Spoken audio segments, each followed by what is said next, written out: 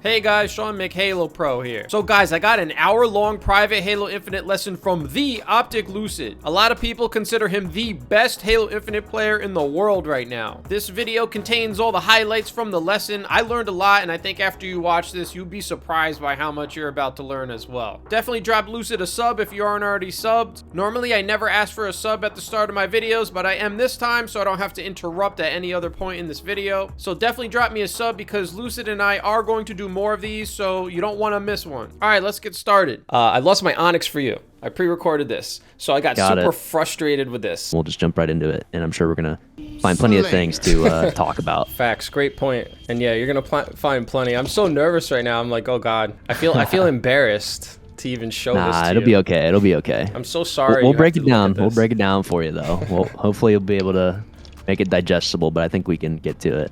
Okay, so you're playing silo side off the rip here. That to me kind of jumps out, and this is something I will say I do complain about with my teammates. Okay, it's not, it's not the worst thing. You have a 1v1 here, so that means that the rest of your team is fighting around the middle of the map around camo. As soon as you see that guy, I think it's good that you shot him a couple times, but you easily could have just backed down and turned to the right and start looking at camo. Like, you see your teammate down here. He's already down in bottom mid, but you don't really know what's going on in bottom mid right now from where you're at. It's like when there's something important on the map, like camo, especially off the rip, you really want to be integrated in that fight. Or if you're on this side of the map, you want to make sure you're pushing through so that you can wrap back around behind these people right away. So let's see what you do here. That makes You're sense. still just kind of looking for this guy. You do get the assist, which is nice, but I'm not sure what happened with the camo, and I don't think you really know what happened with camo either. I have you were no never idea. really integrated. No in that idea. fight. You are playing that's a great for point. sword though, which is fine. But what I was just about to say, was now, since you didn't know what was going on at all on this side of the map towards camo, being out on this platform, jumping out without really knowing anything, this is just what's going to happen. You're going to get absolutely shredded. Oh, bro, and then give me now, a second? I'm sorry. Something. Yeah. Something's happening. All right, I'm back. I'm so sorry. There's it's all some good. salesman just showed up at my home to try and sell me windows. Some solicitors. I had to be I was like, bro, listen, I'm with one of the top Halo players right now. I gotta run. They're like, oh, sorry. Yeah. It's two young guys. They recognize it right away, huh? That's good. That's Exactly. good. So you already knew that going for a sword was a terrible idea, pretty much. So here's the thing, and I'll rewind it just a little bit. It's not so much a terrible idea. Just think about it this way: you could have done the same thing here.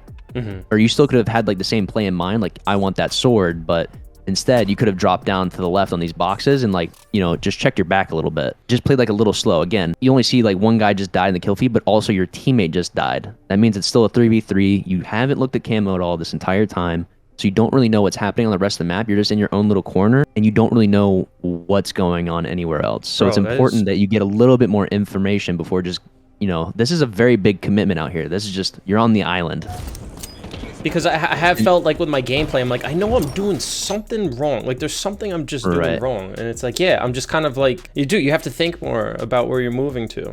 No, you do. This is one thing that I say a lot, and it comes down to just the general self-awareness and consciousness in game. You're moving through the motions. You're not really consciously I need to go here for this reason. It's just oh, sword, cool. Right. Or camo, cool. I'm going for it. Because here's another thing right now. Your team just went 4 dead off the rip, and you're already pushing bottom tower to where there were 2 or maybe even 3 people. And we'll see how this works out. My thinking is I ran in here to try and save people, but see what happened. So if you go back a little bit, when I spawned, I don't know, maybe other people do this. When I spawned, I see my teammates fighting. See they're fighting, so I'm oh, I gotta run and help them. But you think no? Again, so this is the thing to recognize: is what you're saying in concept is a good idea. Teammates in gunfight, I want to help, but you need to realize 2 of them are already dead, and you got to think about the time dump you're gonna have to put into this. It's 51. It takes you about 4 seconds to get into this fight, and your third teammate's already one shot.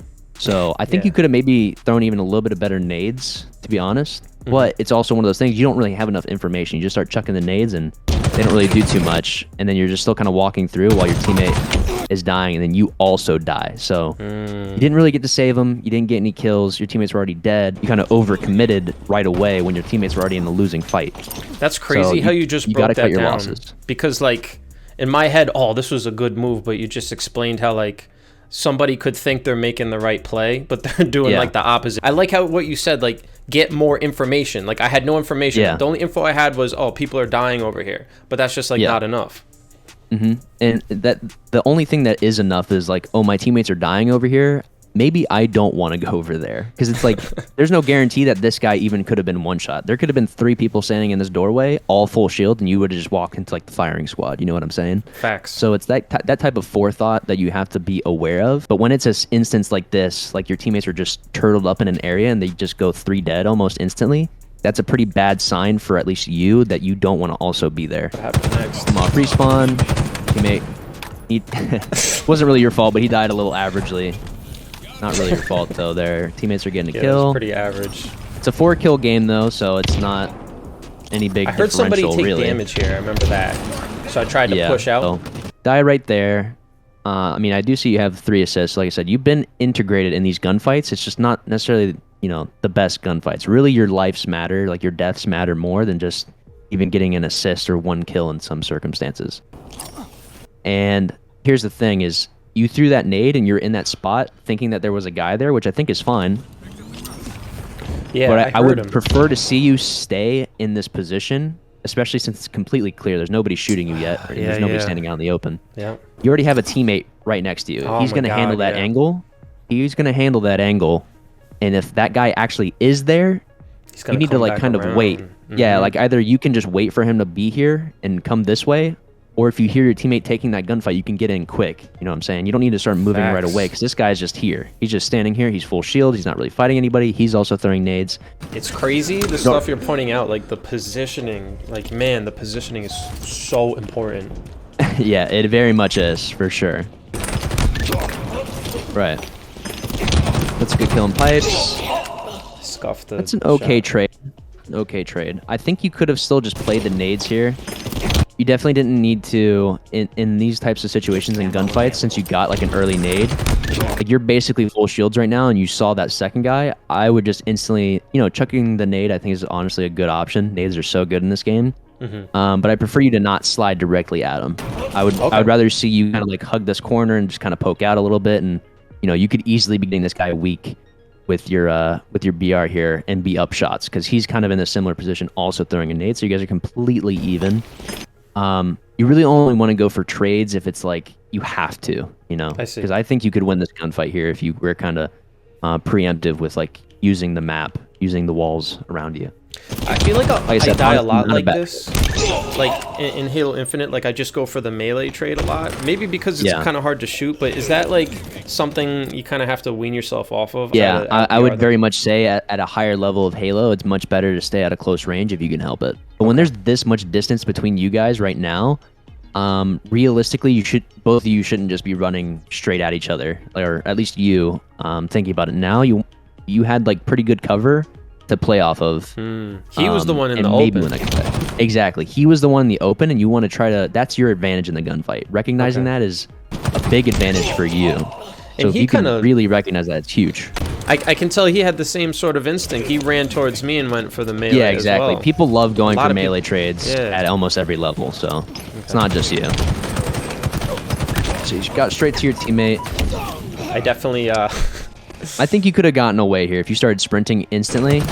Like as soon as that was one-hand problems, Lucid. I went to press the thumbstick and I didn't have the controller right. I remember that. True. I definitely don't instinctively look for cover. That's something I have to do, especially after I get a kill, because I'm like, oh, I got a kill. And then I'm like, now what? You know? There's definitely some confidence in times, and this, again, it's at every level of play, where like people get a kill and they're just like, I can do whatever I want now. Well, yeah, exactly. You know, if you only got 1 kill, there's still 3 people on the map that could shoot you from any angle, and you might already be weak from your last gunfight, so you got to be cautious. So at this point, Lucid, could you pause it for a second? At this point, I'm feeling totally demoralized. Like we're so down, you know, and I feel like I'm not playing that great, but my teammates are playing even worse, and this is where I'm just starting to like mentally check out. Like what can you do to like prevent that? Is there anything? So one thing to think about in these circumstances, and especially with Infinite, I mean any Halo game, it has these moments, or it has this you can have a switch, and it's like, just look at the time. It's 9 minutes. That is you're only 3 minutes into the game. You have not been in this game long at all. Might feel a lot longer than that, but you're only 3 minutes in. Look at their kills. They're only 25 kills in. They still need half the game. They need half the points to win. So that just means that you guys need to turn this around a bit, maybe slow it down. You need to get some things that are really going to make the game start swinging. Either you have to all be on board and all be on top of your comms and your shots to really just start, like, 3-deading them, 4-deading them. But a better way to go about it, is what I was talking about earlier. Playing for guarantees, like the shock rifle, like the camo, like the sword. None of them are up right now, but that's why you need to slow things down sometimes. Oh, this frustrated me so much. I felt even more demoralized because I couldn't finish the shock guy. And then that was very unfortunate. And one thing, again, to notice, at least off the rip here, is how early you're throwing some of your nades. If you had that one extra nade for that guy that you had weak, you might have been able to get that kill, and then you might not have committed as hard as you did and kept your shields a little bit higher up than you did. Because look how long you have to start. Look at your half shields. You're chucking a nade. He's one shot. If you had that one extra nade, you probably could have killed him and then start shooting this guy even earlier. Could even bounce the nade on that guy. Yeah, and then one thing to notice here is that while you're in this gunfight too, with both guys, instead of jumping, I'd rather see you stay more grounded and using the cover to be poking around. Because that's one thing that's a killer in Halo, especially this Halo in particular. If you are jumping, a lot of times it's going to get you killed. But you're jumping a lot. Your nade usage needs to be a little bit more efficient. You need to use it for more guaranteed kills or damage. I'm seeing you just kind of toss nades around willy-nilly. I feel like people do that. And then use the cover. Yeah, use the cover. And then use the cover a little bit better. Rather than jumping up here, just kind of stay grounded. Stay grounded around these corners and use them. Teammates did get 2 kills, though. There you go. Teammate dies you're checking all your nades.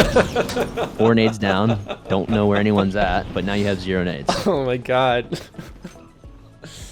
But it's good to see these things, because now, that should be a relatively easy fix. That's a super easy You might still fix. do it out of habit, but it's oh, dude, I have no nades in this situation. Just imagine if you had a nade for that guy on that Needler bridge right now. Yeah. Or if anybody's about to push you. Oh, that's just unfortunate. I mean, that was a good nade by them. If you hear nades like that clinking around, you might just want to run. Take the chance. Yeah, take the chance to maybe run to this corner or the other corner, just anywhere from where you're at right now. Just look around to see where that nade's coming in from and just try to get it. I don't know. It probably was above your head. It was probably above your head and just drops on you. Jeez. Because there are a couple good nades you can throw in to tower there. But if you hear those nades as close as they are, they're probably right under your feet. So that's just unfortunate. But see, this type of death is not the worst, but what I see here is more so you could have still been just playing this angle a little bit, or this wall here a little bit harder to cut off some angles and getting some more easier shots onto these people on mid-bridge. And if you had some nades, you probably could have banked some nades into Needler when this guy got away. Yep. No, that's what could have maybe happened, and you could have at least maybe gotten a kill there. So just something to keep in mind. No, yeah, no. This is amazing, Lucid. This is helping me so much, dude. I knew this would help me, but jeez. Yeah, a lot of people do like them. But see, that first nade... See, entry nades are not that bad, but this is another thing I want to bring up, is they are 3 dead on this side of the map, and a camo is coming up, so I think you actually noticed the camo this time. You're kind of you had that idea for it. However, what I will say is pushing into this quickly is maybe not what you want to do. Yeah. You're probably, playing tower is kind of a death trap. You're trapped in, just a little building, there's no real angles to play off of and just play your life very hard. It's comically if bad, bro. If there's 2 people here and you're standing up here, your only way out is basically backwards or going forward through that window to the right, and everyone can just see you in the middle of the map. So yeah. And then, like I said, that entry nade, there's nobody on this side of the wall. There's nobody here, and maybe there could be a guy in this box that could hit, but very unlikely. If there was a nade to throw, I much prefer to see you bounce the nade from right here into this doorway. This is much more likely of an entry spot to be at if you are gonna throw one, and that kind of goes for any doorway, for any place on any map. Don't throw nades so deep. People like to play corners if you're gonna use an entry nade. Yeah. Just trying to get my confidence back up. Got that guy though. How about that, Lucid? That was good. Good kill. There we go. That was good. One thing I was gonna say though, even in that gunfight, was you're jumping a lot. Yeah, I jumped. I see you're jumping, jump again. It's good that you got the first shot into him at least. But I will say, against a good player, if you're jumping this much, it very well could make you miss like a shot or two. So Okay. you really have to hit the full burst to get that full damage. So this is one of those instances. It's like, it's good that you got that kill, good shots, but you jumping as much is like one of those habits that could still bleed through that might lose you the gunfight next time. See, that's the nade almost that I would like to see more. It I'm just sorry, that was barely so misses funny. it. Almost. It just barely missed it. But Yeah, see it's how tough. good of an entry nade that would have been right there? And that's exactly what I was talking about before. People love to play these corners. Well, that is the thing, is exactly what I'm telling you is what I, in my own gameplay, am trying to do as often and consistently as possible. Hmm. And that's why I like the reps, the continuous reps with that consciousness is very important, that self-awareness. Because on an individual scale, you can tip the game to be like in your tide. Like it can be so much closer just because of your own individual performance. Even in this game, which it has a heavier team focus, but there is a lot of room to shine as an individual player. You on an individual scale, you, the listener, the watcher, and even you, Sean, where you can still have an impact somewhere in some part of this game, like even if it's just you playing for one camo. Like, again, you didn't play Yes. for a single camo this entire game or a Nothing. single shock rifle. If you just played for one of those things a couple times, that makes a big difference, even for a player like me who might be more consistently making those good decisions or at least trying to play for those things. I love this, man. I love it. I feel so much better about this game right now because it's like all the stuff Good you're learning saying, experience. I can do it. Like it's not like oh dude, you got to be no scoping people with the sniper. Like you're not no Exactly. scoping people. And it's like no, these are like simple things that I can actually Yeah. improve on. I'm not gonna be able to do them right away, but I'm like Yeah, excited no, it's right more now. like it's more like a tolerance type thing where it's like, oh, I should have been aware of this. I did this once or twice, but I need to do that more often or more consistently. So that's just a good way to think about it, I think, is being aware of those factors all the time. I couldn't believe Good I killed shots, good that guy. shots. That guy screwed up though. Look No. at this, still not playing the camo. Well, there was a camo, yeah. I mean, it's the end game, it's okay. But again, it's that habit. You should have still been looking at it even at the end there.